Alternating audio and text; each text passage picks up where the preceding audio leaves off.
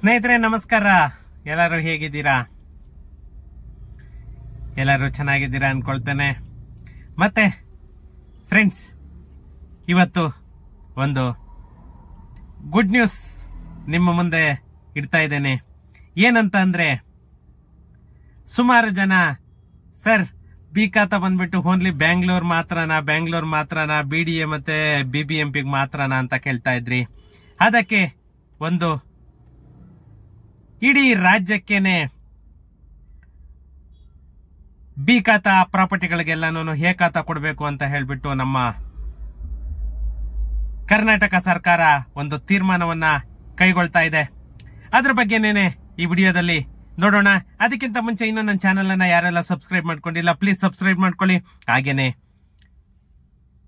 ನನ್ನ ವಿಡಿಯೋಸ್ ಅನ್ನ ಶೇರ್ ಮಾಡೋ ಮುಖಾಂತರ ನನಗೆ ಸಪೋರ್ಟ್ ಮಾಡಿ ಅಂತ ಹೇಳ್ತಾ ಟೈಮ್ ವೇಸ್ಟ್ ಮಾಡೋದು ಬೇಡ ಫ್ರೆಂಡ್ಸ್, ನಾವು ವಿಡಿಯೋಗೆ ಎಂಟರ್ ಆಗೋಣ. ಈ ನಮ್ಮ ಕರ್ನಾಟಕ ರಾಜ್ಯದಲ್ಲಿರುವಂತಹ ಬಿ ಖಾತಾ ಸ್ವತ್ತುಗಳಿಗೆ ಎ ಖಾತಾ ವಿತರಣೆ ಶೀಘ್ರದಲ್ಲಿಯೇ ಇಡೀ ರಾಜ್ಯಕ್ಕೆ ವಿಸ್ತರಣೆ ಮಾಡುವ ಎಲ್ಲ ಪ್ರೋಗ್ರೆಸ್ ಅನ್ನ ನಮ್ಮ ಕರ್ನಾಟಕ ಸರ್ಕಾರ ಹಮ್ಮಿಕೊಂಡಿದೆ. ಇತ್ತೀಚೆಗೆ ನಮ್ಮ ಕರ್ನಾಟಕ ಸರ್ಕಾರ ಬಿ ಖಾತೆಯ ಎಲ್ಲಾ ಸೈಟ್ಗಳಿಗೆ ಮತ್ತೆ ಎಲ್ಲಾ ರೀತಿಯ ಆಸ್ತಿಗಳಿಗೆ ಎ ಖಾತಾವನ್ನು ಬದಲಾಯಿಸಲು ಅವಕಾಶವನ್ನು ಕಲ್ಪಿಸಲು ಎಲ್ಲಾ ರೀತಿಯ ರೂಪುರೇಷೆಗಳನ್ನ ಮಾಡಿಕೊಂಡಿದೆ. ಅದಕ್ಕೋಸ್ಕರ ವೆಬ್ಸೈಟ್ ಕೂಡ ರೆಡಿ ಆಗ್ತಾ ಇದೆ. ಇನ್ನೇನು ಕೆಲವೇ ದಿನಗಳಲ್ಲಿ ಇದು ಅನೌನ್ಸ್ ಆಗ್ತಾ ಇದೆ ಅಂತಂದ್ರೆ maximum within the week ಅಲ್ಲಿ ಅನೌನ್ಸ್ ಮಾಡ್ತಾ ಇದ್ದಾರೆ. ಅದರಂತೆ ಬಿ ಖಾತಾ ಹೊಂದಿರುವಂತಹ ಎಲ್ಲ ಪ್ರಾಪರ್ಟಿ ಮಾಲೀಕರು ಕೂಡ ಆನ್ಲೈನ್ ನಲ್ಲಿ ಅರ್ಜಿಯನ್ನ ಸಲ್ಲಿಸಬಹುದು. ಮತ್ತೆ ಅವರ ಬಿ ಖಾತಾವನ್ನ ಎ ಖಾತಾ ಆಗಿ ಕನ್ವರ್ಟ್ ಮಾಡ್ಕೊಳ್ಬಹುದು. ಇದನ್ನ ಮೊದಲಿಗೆ ಬರೀ BBMP ಮತ್ತೆ BDA ಮಾತ್ರ ಅಂತಂದೇಳಿ ನಮ್ಮ ಕರ್ನಾಟಕ ಸರ್ಕಾರ ಸ್ಟೇಟ್ಮೆಂಟ್ ಅನ್ನ ಕೊಟ್ಟಿತ್ತು. ಆದರೆ ನಮ್ಮ ನಗರಾಭಿವೃದ್ಧಿ ಸಚಿವರು ಆದಂತಹ ಬೈರ್ತಿ ಸುರೇಶ್ ಅವರು ವಿಧಾನ ಪರಿಷತ್ತಿನಲ್ಲಿ ಮೊನ್ನೆ ಇಡೀ ಕರ್ನಾಟಕ ರಾಜ್ಯಕ್ಕೆ ವಿಸ್ತರಣೆಯನ್ನ ಮಾಡ್ತಾ ಇದೀವಿ ಅಂತ ಹೇಳ್ಬಿಟ್ಟು ಒಂದು ಸ್ಟೇಟ್ಮೆಂಟ್ ಅನ್ನ ಕೊಟ್ಟಿದ್ದಾರೆ. ಎಲ್ಲಾ ರೀತಿಯ ಬಿ ಖಾತಾ ಆಸ್ತಿಗಳಿಗೆ ಈ ಸೌಲಭ್ಯವನ್ನ ಶೀಘ್ರದಲ್ಲಿಯೇ ವಿಸ್ತರಣೆ ಮಾಡ್ತೀವಿ ಅಂತ ಹೇಳ್ತಾ ಇದ್ದಾರೆ. ಸದ್ಯಕ್ಕೆ ಬೆಂಗಳೂರಿನಲ್ಲಿರುವಂತಹ ಯೋಜನೆಯನ್ನ ಇತರ ಜಿಲ್ಲೆಗಳಿಗೂ ವಿಸ್ತರಿಸುವ ಬಗ್ಗೆ ತುಂಬಾ ಒತ್ತಡವಿದೆ. ಆದ್ರಿಂದ ಎಲ್ಲ ಜಿಲ್ಲೆಗಳಿಗೂ ಕೂಡ ಇಡೀ ಕರ್ನಾಟಕ ರಾಜ್ಯಕ್ಕೆ ಬಿ ಖಾತಾ ಪ್ರಾಪರ್ಟಿಗಳಿಗೆಲ್ಲನೂ ಎ ಖಾತಾ ಕೊಡ್ತೀವಿ ಅಂತ ಹೇಳ್ಬಿಟ್ಟು ಒಂದು ಸ್ಟೇಟ್ಮೆಂಟ್ ಅನ್ನ ಕೊಟ್ಟಿದ್ದಾರೆ. ಏನಂತ ಅಂದ್ರೆ, ವಿಧಾನ ಪರಿಷತ್ನಲ್ಲಿ ನಿಯಮ 330 ಅಡಿ JDS ನ CN ಮಂಜೇಗೌಡರು ಕೇಳಿದಂತಹ ಪ್ರಶ್ನೆಗೆ ಉತ್ತರಿಸಿದಂತಹ ನಮ್ಮ ನಗರಾಭಿವೃದ್ಧಿ ಸಚಿವರು ಬೆಂಗಳೂರಿನಲ್ಲಿ ಬಿ ಖಾತಾ ಸ್ವತ್ತುಗಳಿಗೆ ಎ ಖಾತಾ ನೀಡಲು ನಿರ್ಧರಿಸಲಾಗಿದೆ. ಇದನ್ನ ರಾಜ್ಯದಾದ್ಯಂತ ವಿಸ್ತರಿಸಲು ಕೂಡ ನಿರ್ಧರಿಸಲಾಗಿದೆ.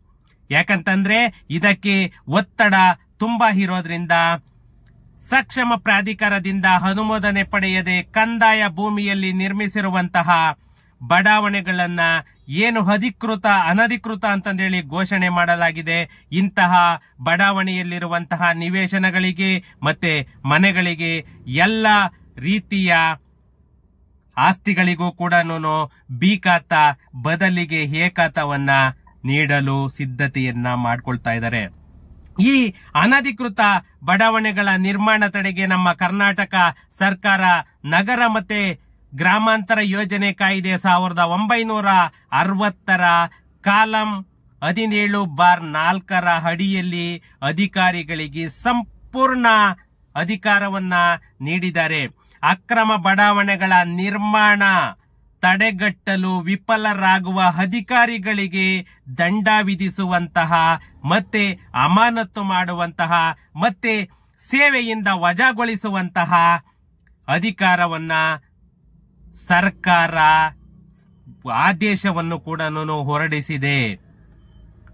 ಯಾಕಂತಂದ್ರೆ ಇನ್ನು ಕರ್ನಾಟಕದಲ್ಲಿ ಯಾವುದೇ ಅಕ್ರಮ ಲೇಔಟ್ ಇರಬಾರ್ದು, ಅನಧಿಕೃತ ಲೇಔಟ್ ಅನ್ನೋದೇ ಇರಬಾರ್ದು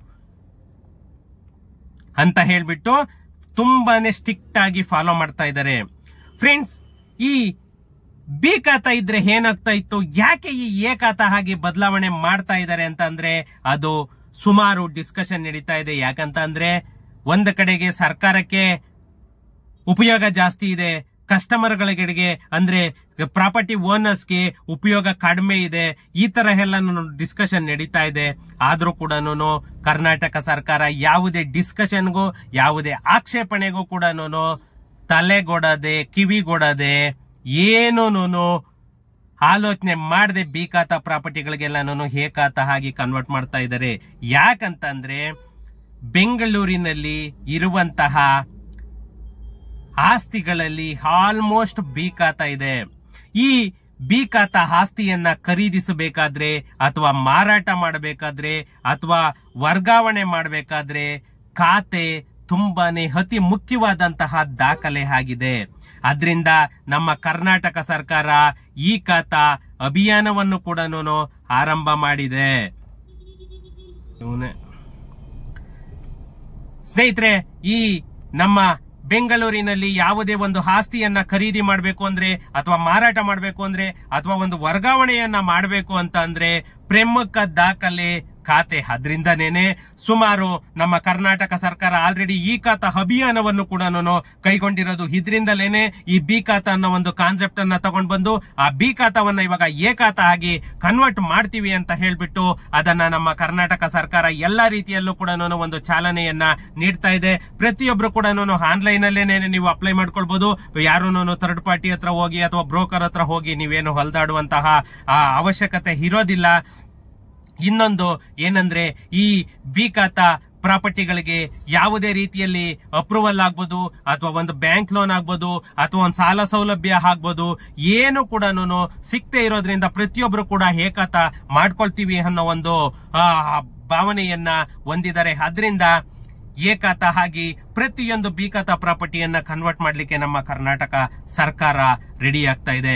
ಇನ್ನು ಈ ಬಿ ಖಾತಾಗೆ ಎ ಖಾತಾ ನೀಡುವ ಅಭಿಯಾನದಿಂದ ಬಿ ಖಾತಾ ಹೊಂದಿರುವಂತಹ ಮಾಲೀಕರು ಕೂಡ ತಮ್ಮ ಆಸ್ತಿಯನ್ನ ಕಾನೂನುಬದ್ಧವಾಗಿ ಕಾನೂನಾತ್ಮಕ ಡಾಕ್ಯುಮೆಂಟ್ ಆಗಿ ಪರಿವರ್ತಿಸೋದಕ್ಕೆ ಒಂದು ಆಪ್ಷನ್ ಅನ್ನೋದು ನಮ್ಮ ಕರ್ನಾಟಕ ಸರ್ಕಾರ ಕೊಡ್ತಾ ಇದೆ. ಅದನ್ನ ಎಲ್ಲರೂ ಕೂಡ ಸದುಪಯೋಗ ಪಡಿಸ್ಕೊಳ್ಳಿ ಅಂತಲೇನೆ ಹೇಳ್ತಾ ಇದ್ದೀನಿ. ಯಾಕಂದ್ರೆ ನೀವು ಮತ್ತೆ ಒಂದು ಅಪ್ರೂವಲ್ ಆಗ್ಬೋದು, ಸಿಸಿ ಅಂತೆ ಓಸಿ ಅಂತೆ ಅವೆಲ್ಲಕ್ಕೂ ಕೂಡ ಒಂದು ಪುಲಿ ಸ್ಟಾಪ್ ಅನ್ನ ಇಟ್ಬಿಡ್ಬೋದು. ನೀವು ಅವೆಲ್ಲ ತಗೊಳ್ಬೇಕು ಅಂತಂದ್ರೆ ಎಷ್ಟು ಖರ್ಚು ಮಾಡ್ತೀರಾ, ಆ ದುಡ್ಡನ್ನ ಇಲ್ಲಿ ಖರ್ಚು ಮಾಡಿದ್ರೆ ನಿಮ್ಗೆ ಬಿ ಖಾತಾದಿಂದ ಎ ಖಾತಾವನ್ನ ತಗೊಳ್ಬಹುದು. ಈ ಬಿ ಖಾತಾದಿಂದ ಎ ಖಾತಾಗೆ ನೀವು ಕನ್ವರ್ಟ್ ಮಾಡಬೇಕು ಅಂದ್ರೆ ಯಾವುದೇ ಕಚೇರಿಗೂ ಕೂಡ ನೀವು ಹಲ್ದಾಡೋ ಅವಶ್ಯಕತೆ ಇಲ್ಲ ಅಂತ ನಮ್ಮ ಕರ್ನಾಟಕ ಸರ್ಕಾರ ಹೇಳ್ತಾ ಇದೆ. ಇನ್ನ ಈ ಬೆಂಗಳೂರಿನಲ್ಲಿರುವಂತಹ ಬಿ ಖಾತಾ ಆಸ್ತಿಗಳನ್ನ ಎ ಖಾತಾ ಆಗಿ ಪರಿವರ್ತಿಸಬೇಕು ಅಂದ್ರೆ ನಮ್ಮ ಬಿಬಿಎಂಪಿ 15 ದಿನಗಳಲ್ಲೇನೆ ಮ್ಯಾಕ್ಸಿಮಮ್ 15 ಡೇಸ್ ಅಲ್ಲೇನೆ ಆನ್ಲೈನ್ ಅಲ್ಲಿ ವ್ಯವಸ್ಥೆಯನ್ನ ಆರಂಭಿಸ್ತಾ ಇದೆ. ತದನಂತರ ಅದನ್ನ ರೂರಲ್ಲಿಗೂ ಕೂಡ ಎಕ್ಸ್ಟೆಂಡ್ ಮಾಡ್ತಾ ಇದೀವಿ ಅಂತ ಹೇಳ್ಬಿಟ್ಟು ನಮ್ಮ ನಗರಾಭಿವೃದ್ಧಿ ಸಚಿವರು ಬೈರತಿ ಸುರೇಶ್ ಅವರು ಹೇಳ್ತಾ ಇದ್ದಾರೆ. ಯಾಕಂದ್ರೆ ಬಿಬಿಎಂಪಿ ಈ ಯೋಜನೆಯಿಂದ ಸುಮಾರು 400 ರಿಂದ 700 ಕೋಟಿ ರೂಪಾಯಿಯಷ್ಟು ಹೆಚ್ಚಿನ ತೆರಿಗೆಯನ್ನ ವಸೂಲಿ ಮಾಡಬಹುದು ಅಂತ ಹೇಳ್ಬಿಟ್ಟು ಕರ್ನಾಟಕ ಸರ್ಕಾರ ಎಲ್ಲಾ ರೀತಿಯಲ್ಲೂ ಕೂಡ ಪ್ಲಾನ್ ಅನ್ನ ಮಾಡ್ಕೊಳ್ತಾ ಇದೆ. ಇದು ಒಂದು ಚಾನ್ಸ್ ನೀಡ್ತಾ ಇದೆ. ಇದನ್ನ ಉಪಯೋಗ ಪಡಿಸ್ಕೊಳ್ಳಿ ಅಂತಂದೇಳಿ ನಾನು ಎಲ್ಲರ ಹತ್ರ ಕೂಡ ಒಂದು ಮನವಿ ಮಾಡ್ಕೊಳ್ತಾ ಇರೋದು. ಯಾಕಂದ್ರೆ ಫ್ರೆಂಡ್ಸ್, ಒಂದು ಬಿ ಖಾತಾಗೆ ನಿಮ್ಗೆ ಎಷ್ಟೆಲ್ಲನೂ ಅನಾನುಕೂಲಗಳಿದೆ, ಆದರೆ ಎ ಖಾತಾಗೆ ನಿಮ್ಗೆ ಯಾವುದೇ ರೀತಿಯ ಒಂದು ಅನಾನುಕೂಲ ಇಲ್ಲ. ಅದರಿಂದ ಪ್ರತಿಯೊಬ್ರು ಕೂಡ ಈ ಎ ಖಾತಾ ಆಗಿ ಕನ್ವರ್ಟ್ ಮಾಡ್ಕೊಳ್ಳಿ.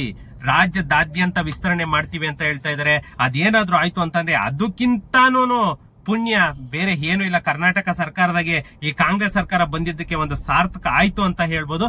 ಇನ್ನೊಂದು ಕಡೆಗೆ ನನ್ನ ಒಂದು ಸಜೆಷನ್ ಏನಂತ ಅಂದ್ರೆ, ರೂರಲ್ ಲಿಮಿಟ್ ಏನಿದೆ ಆ ರೂರಲ್ ಲಿಮಿಟ್ಗೆ ಇವರು ಒಂದು ಕಾಸ್ಟ್ ಅನ್ನ ನಿಗದಿಪಡಿಸಬೇಕು. ಯಾಕಂದ್ರೆ ರೂರಲ್ ಅಲ್ಲಿ 1 ಲಕ್ಷ 2 ಲಕ್ಷ 3 ಲಕ್ಷಕ್ಕೆಲ್ಲಾನು ಒಂದೊಂದು ಸೈಟ್ ಸಿಗುತ್ತೆ. ಇವರು 3 ಲಕ್ಷ ಕೊಟ್ಬಿಟ್ಟು ಎ ಖಾತಾ ಕನ್ವರ್ಟ್ ಮಾಡ್ಕೊಳ್ಳಿ ಅಂತಂದ್ರೆ ಯಾರು ಮುಂದೆ ಬರಲ್ಲ. ಇದೆಲ್ಲ ನಮ್ ಬೇಕುಪ್ತನ ಅನ್ಕೋಬೇಕಷ್ಟೇನೇನೆ. ಆಮೇಲೆ ಕರ್ನಾಟಕ ಸರ್ಕಾರ ಇಷ್ಟೆಲ್ಲ ಮಾಡಿರೋ ಕೂಡ ಅದು ವ್ಯರ್ಥ ಅಂತ ತಿಳ್ಕೋಬೇಕು.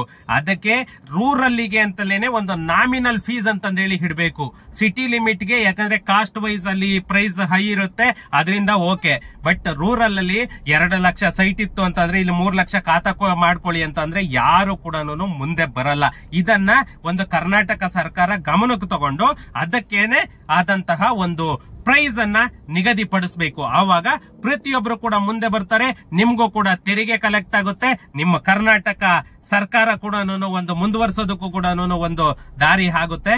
ಆದರೆ ಒಂದು ರೂರಲ್ಲಿಗೆ ಅಂತ ಹೇಳ್ಬಿಟ್ಟೇನೇನೆ ಇವರು ಒಂದು ಬಜೆಟ್, ಒಂದು ಪ್ರಾಪರ್ಟಿಗೆ ಬಿ ಖಾತಾನ ಎ ಖಾತಾ ಕನ್ವರ್ಟ್ ಮಾಡಬೇಕು ಅಂದ್ರೆ ಇಷ್ಟು ಅಂತ ನಿಗದಿಪಡಿಸಬೇಕು. ಇಲ್ಲಿ ತರ 250 ರೂಪೀಸ್ ಪರ್ ಸ್ಕ್ವೇರ್ ಫೀಟ್ ಆ ತರ ಎಲ್ಲ ಇದ್ ಮಾಡಿದ್ರೆ ಖಂಡಿತ ಒಂದು ನರಪಿಳ್ಳೆನೂ ಯಾರೂ ಮಾಡಿಸ್ಕೊಳಕ್ ಹೋಗಲ್ಲ.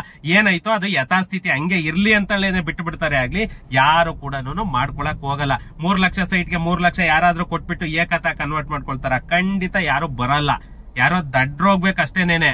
ಬುದ್ಧಿವಂತರ ಅಂತ ಅಂದ್ರೆ ಅದನ್ನ ಯೋಚನೆ ಮಾಡೇ ಮಾಡ್ತಾರೆ, ಅಯ್ಯೋ ಇರೋದು ಬಿ ಖಾತಾದಲ್ಲಿ ಇದೆಯಾ, ಬಿ ಖಾತಾದಲ್ಲಿ ಇರ್ಲಿ ಬಿಡಪ್ಪ ಆಮೇಲೆ ನೋಡ್ಕೊಳ್ಳೋಣ ಅನ್ನೋ ತರ ಬರುತ್ತೆ. ಅದರಿಂದ ಕರ್ನಾಟಕ ಸರ್ಕಾರಕ್ಕೆ ನಂದೊಂದು ಮನವಿ ಅಂತ ಅಂದ್ರೆ ಒಂದು ರೂರಲ್ಲಿಗೆ ಒಂದು ಬಜೆಟ್ ಅನ್ನ ಫಿಕ್ಸ್ ಮಾಡಬೇಕು. ಈ ತರ ಆಯ್ತು ಅಂದ್ರೆ ಎಲ್ಲರೂ ಕೂಡ ಮಾಡ್ಕೊಳ್ಳಿಕ್ಕೆ ಮುಂದೆ ಬರ್ತಾರೆ. ಓಕೆ ಫ್ರೆಂಡ್ಸ್, ಒಂದು ಗುಡ್ ನ್ಯೂಸ್ ಅಂತಲೇನೆ ಇದನ್ನ ತಿಳ್ಕೊಳ್ಬೇಕು. ಸಿಗೋಣ ನೆಕ್ಸ್ಟ್ ವಿಡಿಯೋದಲ್ಲಿ. Thank you.